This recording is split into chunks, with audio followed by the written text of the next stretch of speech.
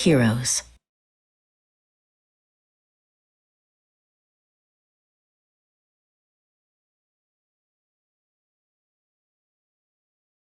Josie, the brave brindle Scottish Terrier, and Rosie, the bouncy apricot Maltipoo, were packed and ready for an adventure.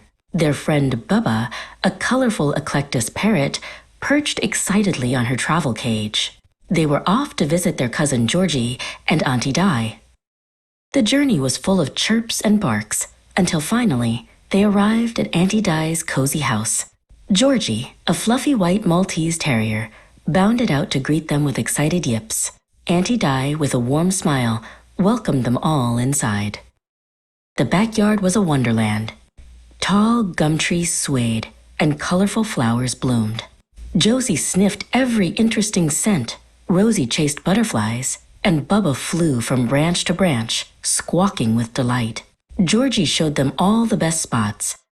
Suddenly, a tiny whimper caught Josie's keen ear. It wasn't a dog sound. It sounded small and scared. Rosie stopped chasing a butterfly and looked around. Her ears perked up. Bubba landed on a low branch, tilting her head.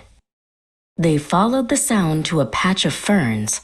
There, huddled and trembling, was a tiny baby thylacine, no bigger than Georgie. Its stripes were faint, and its little eyes were wide with fear. This was Echo. But Echo wasn't alone. A large, bumpy cane toad sat menacingly close, its poisonous skin glistening. The toad slowly hopped closer to the frightened thylacine. The friends knew they had to act fast. Josie, always the leader, barked a plan. Rosie, you distract the toad. Georgie, you guard Echo. Bubba, make the loudest squawk you can. Rosie bravely took a step forward, letting out a series of playful yaps.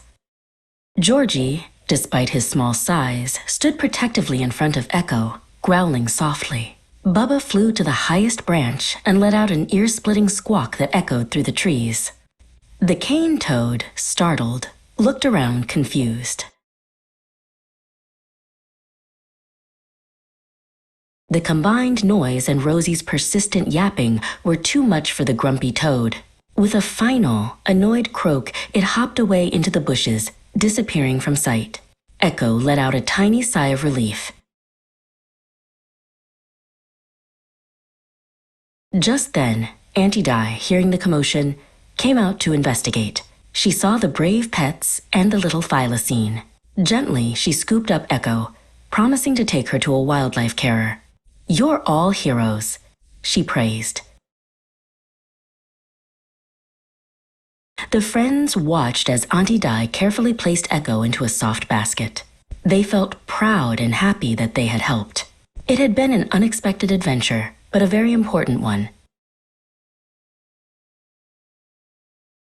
That evening, as the sun set, Josie, Rosie, Bubba, and Georgie snuggled together, tired but content. They knew they would always look out for each other, and for any creature in need, big or small.